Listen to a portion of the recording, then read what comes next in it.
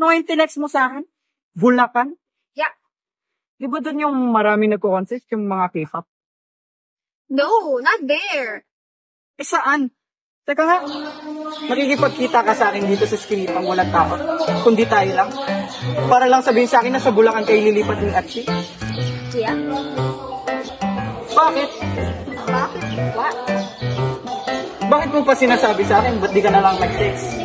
Because, kahit na-burnout daw kami Kati, bawal pa rin kay Papa namin ako. So, yun. Yun yung reason. Ikaw pa rin yung supplier. Bakit di ka na lang din kumuha ng supplier sa Bulacan? Fool, you're making things complicated, okay? Obviously, hindi ko sila kilala. Hindi nila ako kilala. So, ikaw pa rin. Ikaw pa rin yung cheater.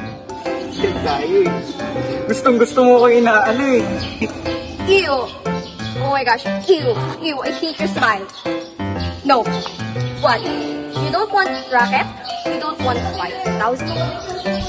5K a week para lang makita ka? Yeah. Okay, sige, go. Okay. See ya. See you. Sa Bulacan.